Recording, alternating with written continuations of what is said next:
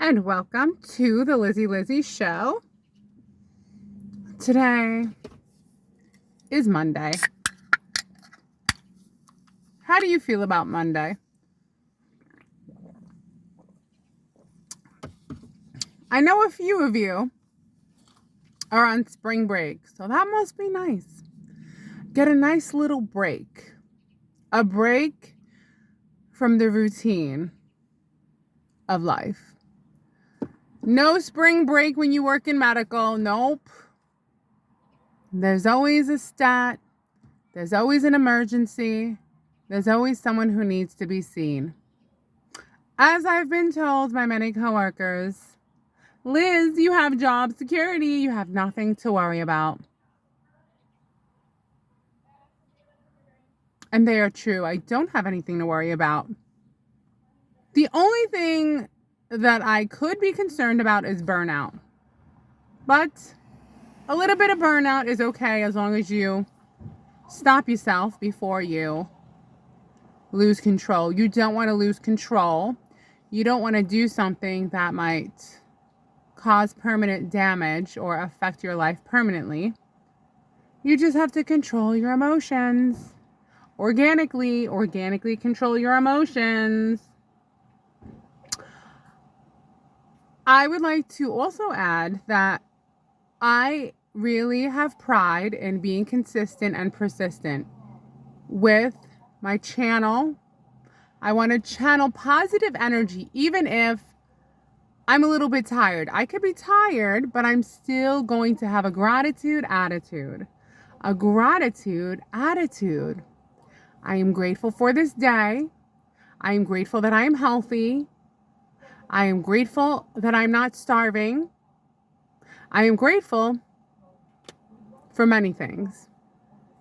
And last night, I spoke to May, my wonderful friend from Hawaii, who makes me believe time doesn't exist, because when we talk, minutes seem like seconds, hours seem like minutes, and it's absolutely astonishing how time flies by when we're talking.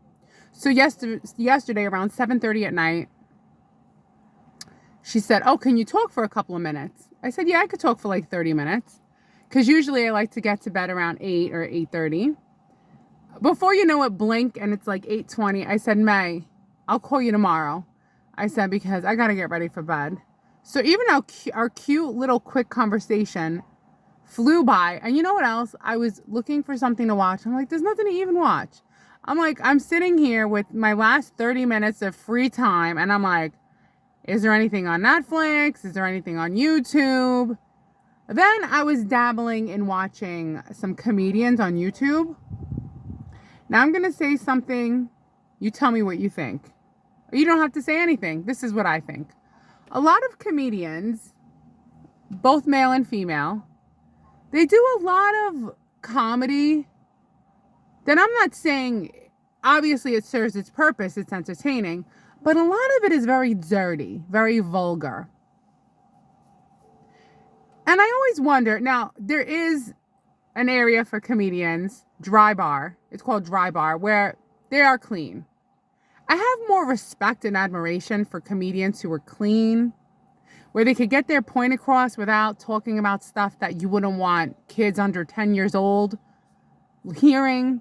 Or like if your mother or your father-in-law and mother-in-law were like right there, you'd be a little bit embarrassed. Like, can we entertain each other without being so vulgar? I'm just going to use the word vulgar. You know what I'm talking about. I mean, there's no class, there's no thought. To me, there's no thought into creating a routine, which it becomes when it's revolved around you know what. Not all comedians, but the ones that it's in their bed, I'm like, enough already, you know? Be better than that. But who am I to say anything? They're living the life. They have a Netflix special. They're doing an hour show. Everybody's cheering. Everybody loves them. Everyone thinks they're funny. So who am I to say anything? I guess It goes to show you that most people like vulgar. They like vulgar comedy.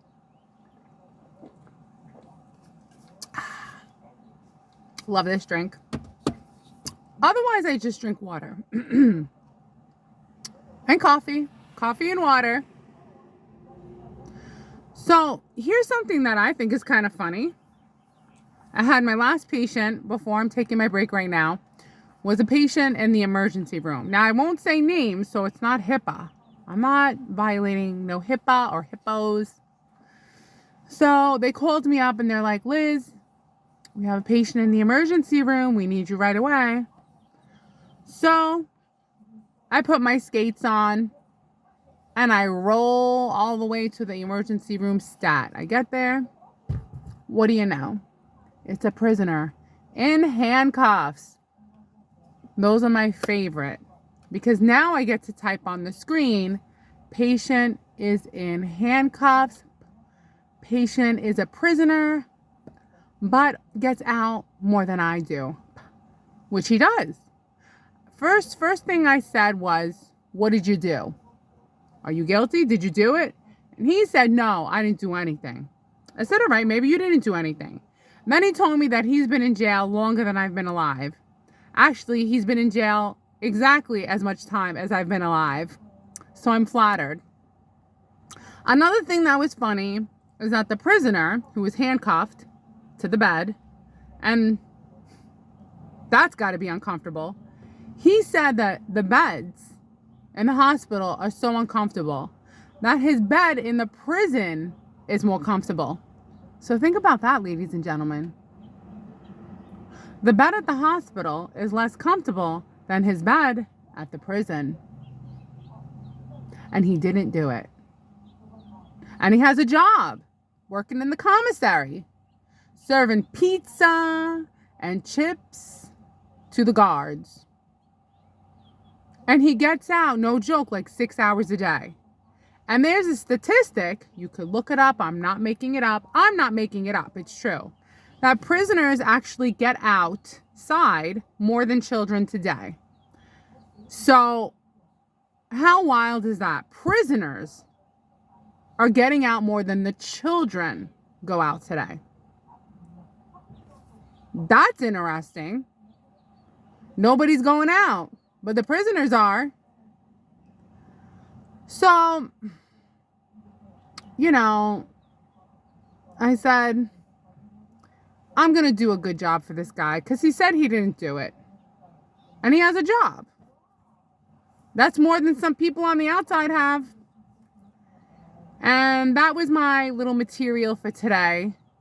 I didn't embellish on it at all, but then I had another patient who was around my age, was very nice, and told me that he was very sad because his great-great-grandmother just died at 102. I said, that's amazing.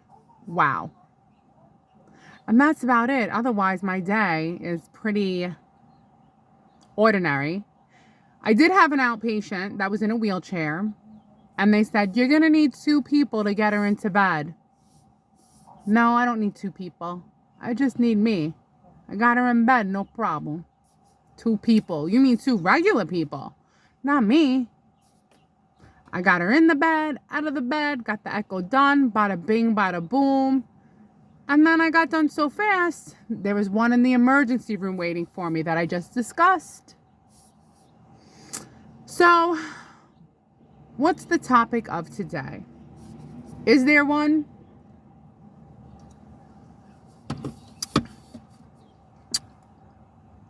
Well, when I took the woman that I scanned, I looked at her heart in the wheelchair and I took her back out to her family. Now, here's the thing in medical. You have to be very careful with family because when everyone gets to a certain point, everyone starts looking the same age.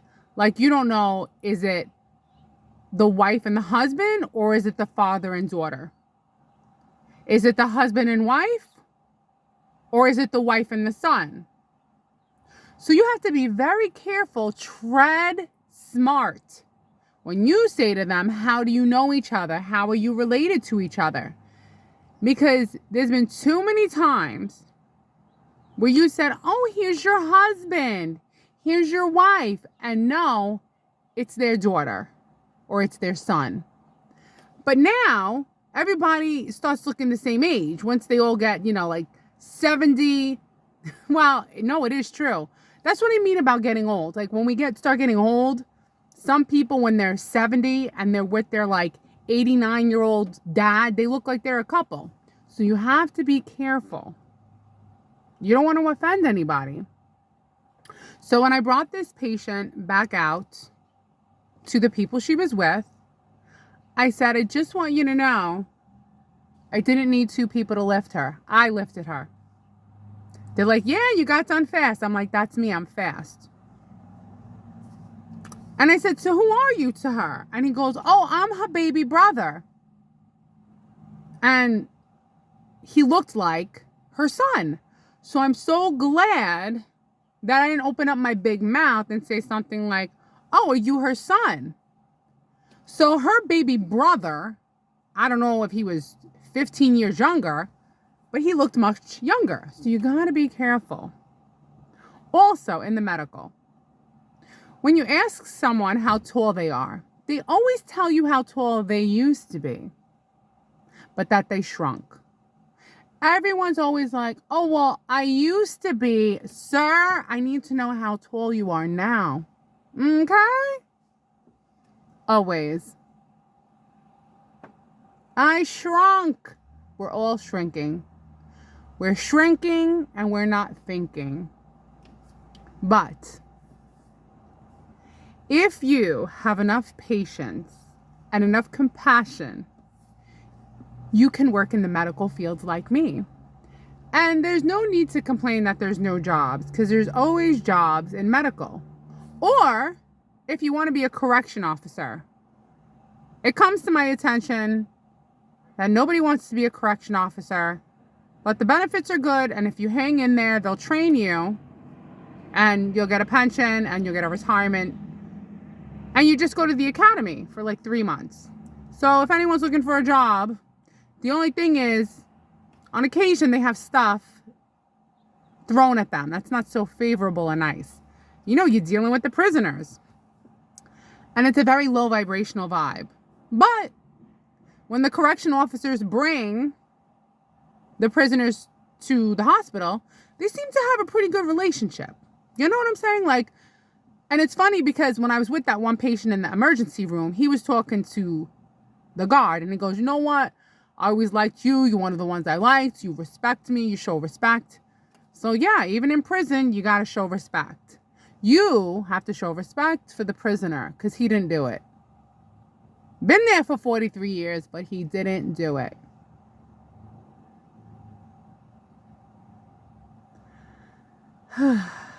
But when he talked about, he kept moving around and he was handcuffed.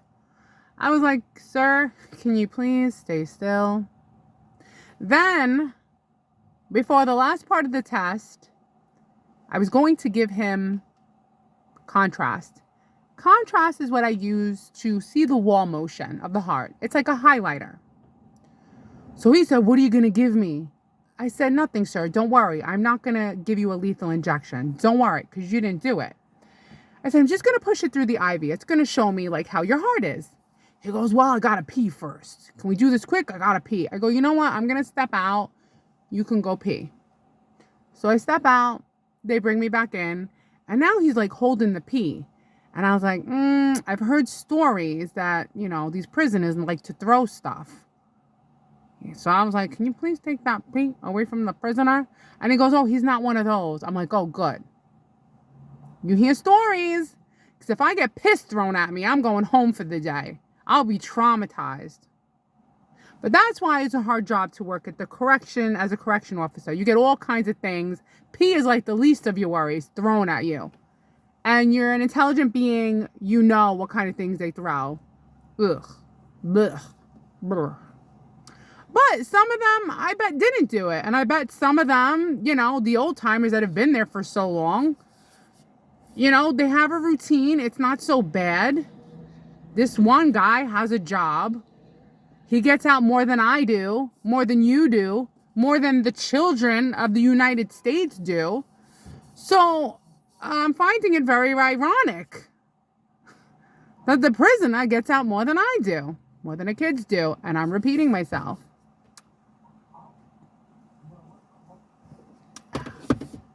And that his bed is more comfortable than the hospital bed. So it's good to be persistent and consistent, even when I have no topic for the video. It's just a Monday. And there's many things I could talk about, but it requires energy and animation.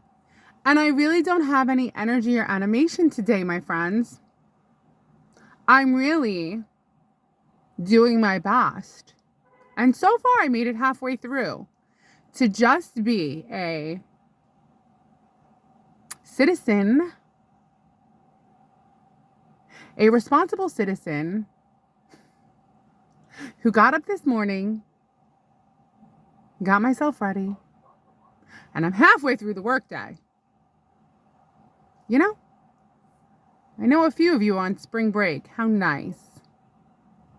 I'm working with this one lady. She's so nice. She's always smiling. I think she was born with a set of teeth. She's always smiling in a good mood. But you know why, my friends?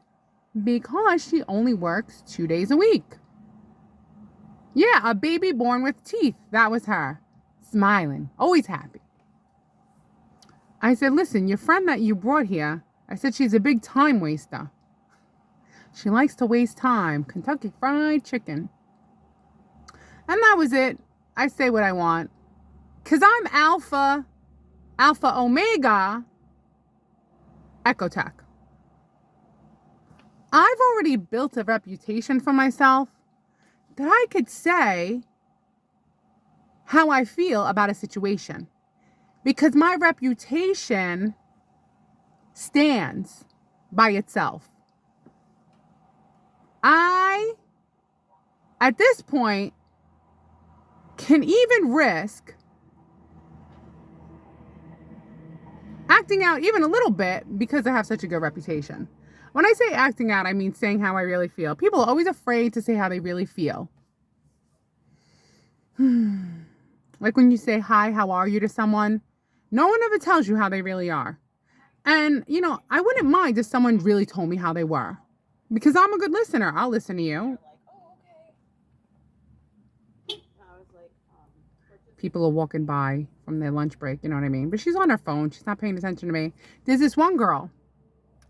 She draws the blood. She wears the cutest scrubs. And she always looks so put together and cute. And I always tell her, I'm like, you look so cute. So, yeah, this is what you get. A Monday video where there's no topic and who cares, right? But I would like to put a special together, like a 1 hour special. Maybe I could do that. Maybe I'm sitting here making excuses. I could put a 1 hour special together and just have my mic and just do it for you guys. And you could be the judge if you found it funny. I could pretend it's my own Netflix special, right? So if 10 of you watch, you could give me advice. And you could tell me you thought it was funny or not. I could put an hour together. I can do it. Why not? You know, I'm going to talk the talk, but really, I need to stop judging others and put myself out there. It's a beautiful day. It's cool. It's crisp.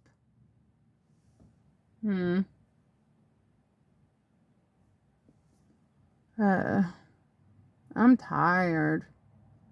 That's the truth. You know? But tired is not a bad, I mean, if the worst thing you are is tired is easily relieved by closing your eyes. All you have to do is close your eyes. That's the remedy for tired. Close your eyes, take a nap. If you're in pain, there's no remedy for that. But over-the-counter medication or meditation, which is hard to meditate when you're in pain. So if you're tired, be grateful, because tired is not really a bad feeling. It's easy to correct. What do you expect? You have 2 days off where you pretend you're retired, you stay up later than your ordinary bedtime, and then it's time to wake up early and do the whole long routine again. All right, look, I have to dismiss this. I have to go back to work. I set a timer. I got to clock back in because I am an obedient worker. I'm obedient and I follow the rules and I have to clock back in. I'll see you tomorrow with the topic, but this is just me being persistent and consistent and persistent. And I will see you tomorrow. Adios, muchachos.